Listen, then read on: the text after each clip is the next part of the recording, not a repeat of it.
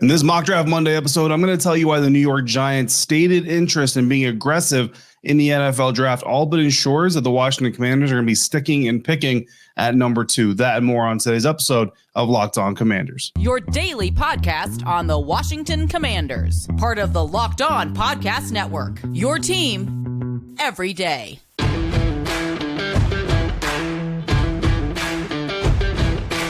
And welcome into this episode of Locked On Commanders, your daily podcast covering the Washington Commanders, part of the Locked On Podcast Network, your team every day. Thanks so much for making Locked On Commanders your first listen of the day every day. And don't forget that you can subscribe for free on YouTube or wherever you're getting this podcast. And you can continue this conversation with me by becoming a Locked On Commanders insider. Go to joinsubtext.com/LockedOnCommanders. Sign up today. And as an insider, you will get one-on-one conversations with me via text message. No hashtags, no apps, no filters. Bonus content, news analysis, insight, and conversations, like I said, all coming to you straight to your text messages, straight to your cell phone. So there's lots of cool stuff coming up and going on. Again, go to joinsubtext.com/LockedOnCommanders and text me today. I'm David Harrison, credential member of the media covering the Washington Commanders for CommanderCountry.com, a part of Sports Illustrated's FanNation, here with you every Monday through Friday, along with our everydayers. And as always, everydayers, I appreciate your continued support for the show. Today's episode is brought to you by Game Time. Download the Game Time app,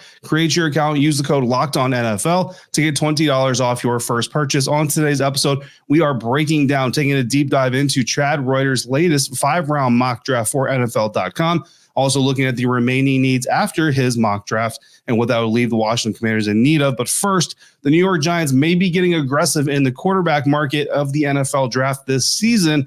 And because of it, along with some other reasons, I believe that the Washington Commanders are most likely to stick and pick at number 2. I was actually having a similar conversation with an insider last week about my kind of gut feeling of what the Washington Commanders are going to do. And the more I look at trading back, and those of you who have been around for a while, everydayers, you know, I'm team trade back. I love trading back in the first round, getting those extra picks, getting that future capital. To me, it just gives you more and more bites at the apple of getting that first round pick or turning that first round pick into something successful. But given what the Washington Commanders need, given the fact they have in fact traded, obviously, Sam Howell to the Seattle Seahawks, I do believe now that this team is highly likely to stick and pick at number 2 and take a quarterback. But the New York Giants being willing to move up, being willing to be aggressive, certainly impacts that as well. According to an ESPN article, quote, if they fall in love with a quarterback and believe that it's worth pick number 6 or moving up, I certainly would support that. That was said by Giants owner John Mara, who also said, quote, I know they're looking at the quarterbacks. You've seen that. They've gone to some of the pro days. We've had some of those guys in, end quote. So the bottom line is the New York Giants are starting to realize that made a little bit of a mistake tying themselves to quarterback Daniel Jones for a longer term than they really had to. But right now, based on his latest contract or his contract that he's currently playing on, if the New York Giants release Daniel Jones next offseason, they could save up to $22 million in salary cap space.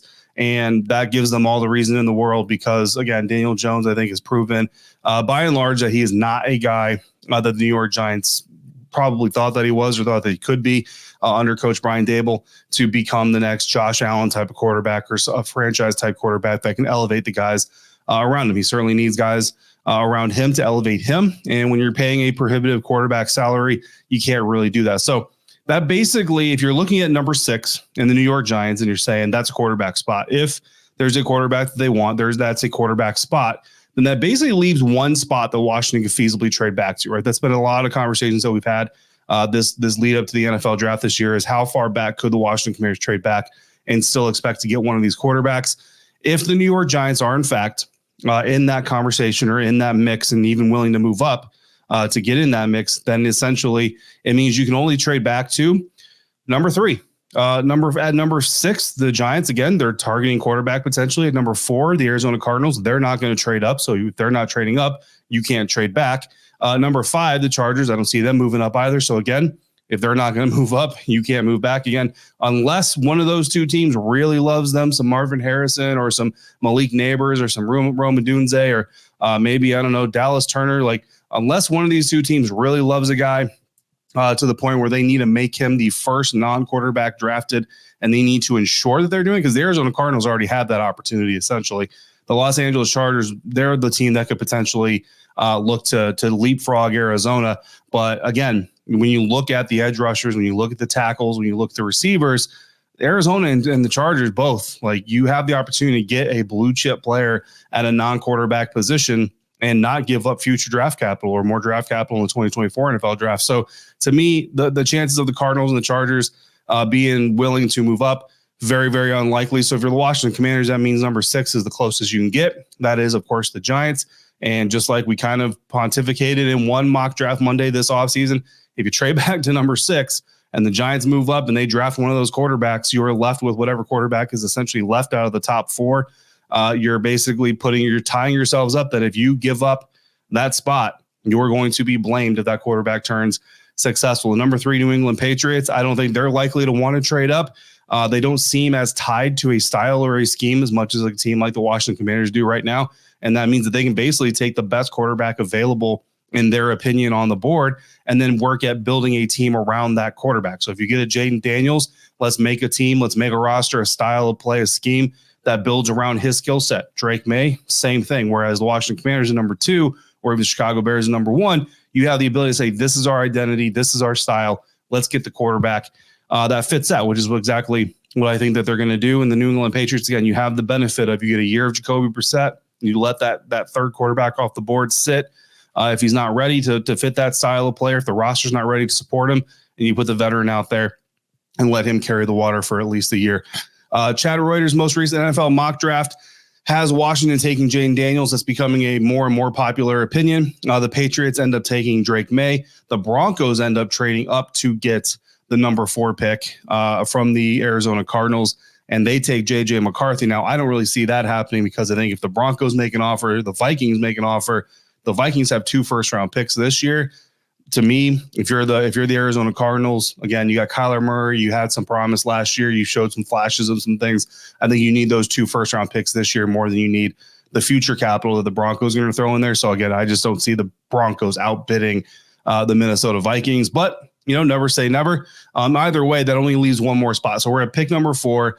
Caleb Williams, Jaden Daniels, Drake May, J.J. McCarthy are all gone. So again, if you're the Washington Commanders, there's nobody to trade back with. That leaves you access to one of those top 4 quarterbacks, because that only leaves number 5, the Chargers, who aren't trading up before the Giants are sitting there at J.J. McCarthy. So again, you'd end up basically having to draft or trade with the New York Giants. Now, if the Patriots won't trade up, then you either trade back with the Giants and forever be tied to or be blamed for the success that the Giants end up having with that quarterback, or you trade back with a guy like, or with a team like Minnesota. And like I've said before, like we've explored before, you essentially need to have a second trade lined up with those Cardinals, with those Chargers, and really the Cardinals. Because if you trade back up with the Chargers, now the New York Giants have an avenue to jump you with the Arizona Cardinals and get that quarterback ahead of you, unless somehow this team is just in love with a guy like Michael Penix Jr., who they only sent an area scout to the pro day. Granted, they're having him in for a top 30 visit, but I think that's just more due diligence than anything else. So again,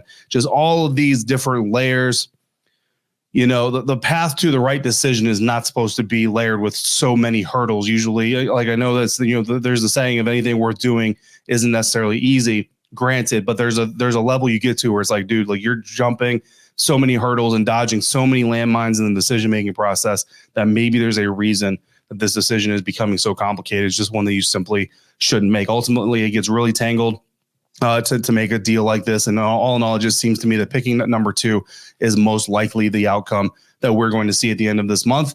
Jaden Daniels seems to be the most likely player that we're going to see selected at the end of the month, just like Chad Reuter projects. But he also projected 4 more rounds of picks in a 5-round mock draft. And that means we've got 7 more Washington Commanders picks to break down and a new top quarterback on the team that might make some Washington fans a little bit mad for some wrong reasons, if you ask me. But that's coming up next on today's episode of Locked On Commanders, part of the Locked On Podcast Network, your team every day. Today's episode is brought to you by Game Time, and Game Time is now an authorized ticket marketplace of Major League Baseball, which makes getting tickets even faster and easier. The prices on the Game Time app actually go down the closer it gets to the first pitch. With killer last-minute deals, all-in prices, views from your seat, and their lowest price guarantee, Game Time takes the guesswork out of buying Major League Baseball tickets. Last week, there were tickets to Orioles games for as little as $1 and Nationals games for under $15. They've got last minute deals, flash deals, zone deals, and all-in pricing. Toggling the feature of all-in pricing shows your total up front. So there's no surprise fees or anything like that at checkout. So take the guesswork out of buying tickets with Game Time. Download the Game Time app, create your account, use a promo code LOCKEDONNFL to get $20 off your first purchase. Terms apply. Again, create your account, redeem the code LOCKEDONNFL for $20 off. Download the Game Time app today. Last minute tickets, lowest price, guaranteed.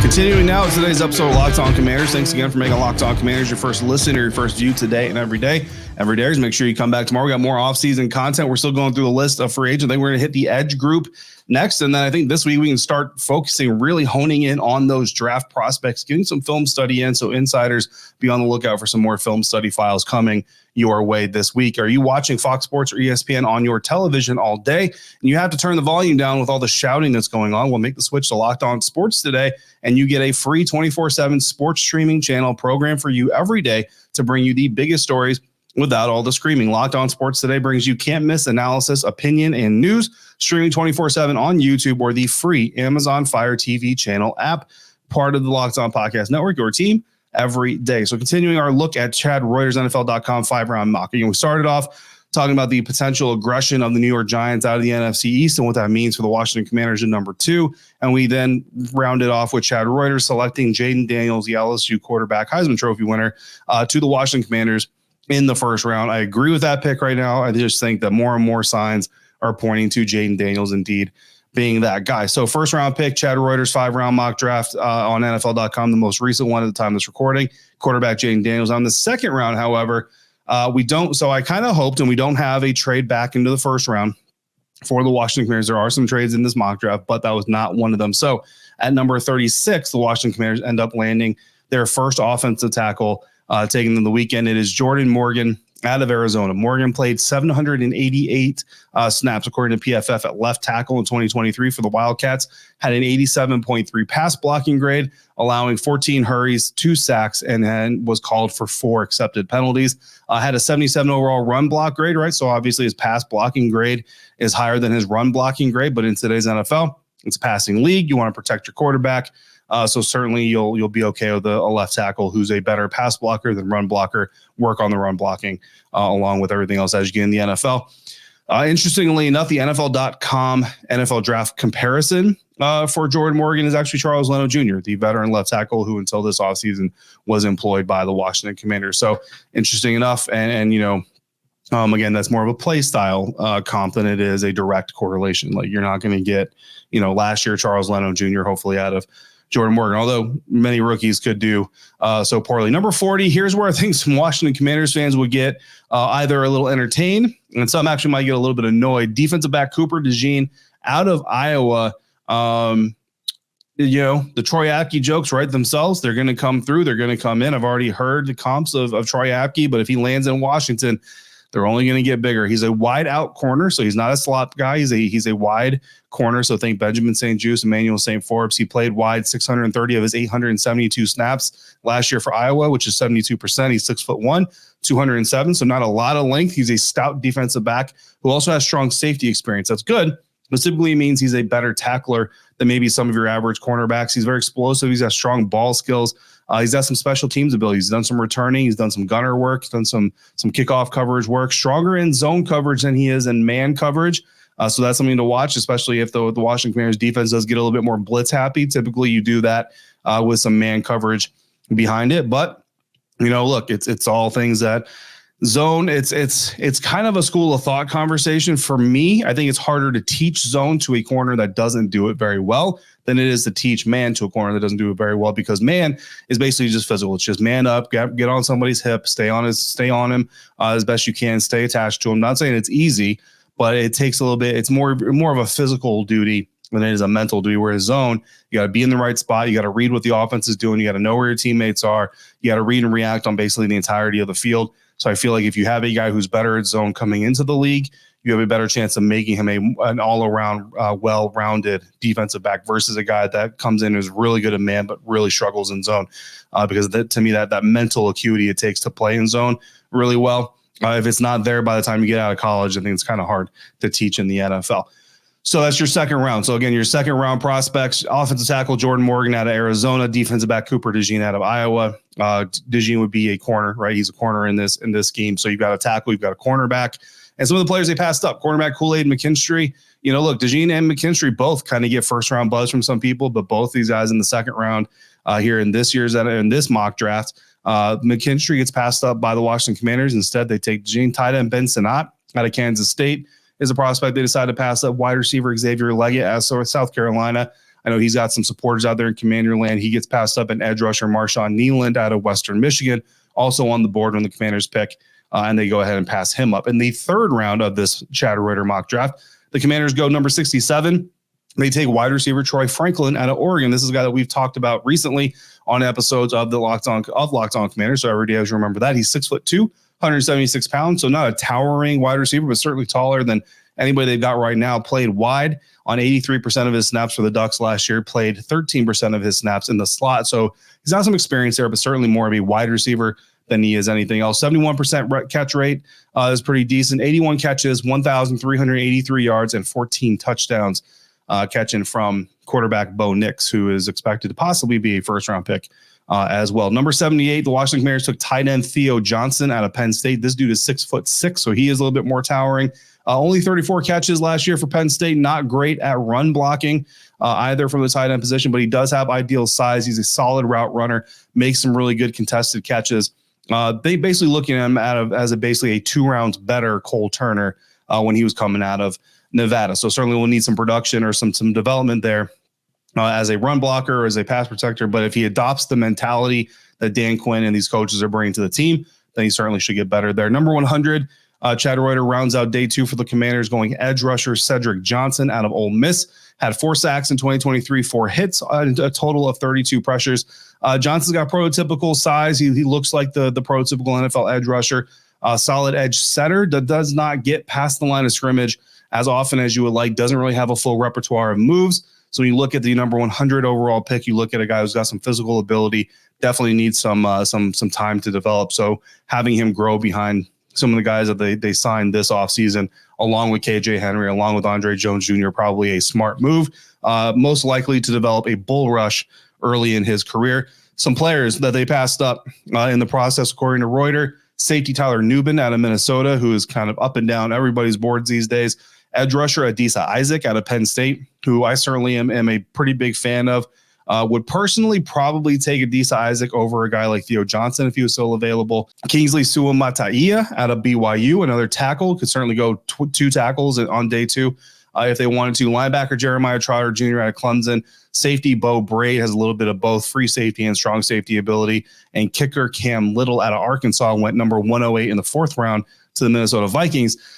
I point that out because we've talked about this before every day. As you're going to remember this, Adam Peters, when you look at his stops, New England, Denver, and San Francisco, all 3 of those teams do have somewhat of a history of drafting kickers and punters in the 3rd round specifically, but certainly in the middle part, 3rd, 4th, 5th round of the NFL drafts over the years. Not every year by any means, but when you look at the fact that the Washington Commanders have an older punter and an older kicker, I would not necessarily put it past Adam Peters to go ahead and pull the trigger on drafting a guy like Cam Little, number 100, if he feels like Cam Little has the ability to be the kicker of the team for the next decade plus. So I throw him in there just because, look, if you're kind of curious on those dark horse candidates, you might want to go ahead and start looking at some of those kicks if you have time on your phone or wherever you are. So that's days 1 and day 2. Let's get to day 3 and then figure out where the team still has needs after Chad Reuter was done. Coming up next on today's episode of Locked On Commanders, part of the Locked On Podcast Network, your team every day. This show is sponsored by BetterHelp. What is the first thing you would do if you had an extra hour in your day? Maybe you go for a run, maybe you chill out, take a nap, watch some TV, read a book, go hang out with a friend or a family member that you haven't seen in a while. Whatever it is, a lot of us spend our lives wishing that we had more time in our day. But the question is, time for what really? If your time was unlimited, how would you go about using it? Well, the best way to squeeze that special thing you're trying to do that you just can't do right now in your schedule is to first identify what it is, why it's important to you, and then figure out how to make it a priority while you do the things you need to do just to simply survive in today's world. Therapy can help you find what matters to you. It also can help you find ways to do more of it. So if you're thinking of starting therapy, Give BetterHelp a try. It's entirely online, designed to be convenient, flexible, and suited to your schedule. Just fill out a brief questionnaire. You'll get matched with a licensed therapist, and you can switch therapists anytime for no additional charge. So learn to make time for what makes you happy with BetterHelp. Visit BetterHelp.com/lockedon today, and you will get 10% off your first month. That's BetterHelp, HELP.com/lockedon.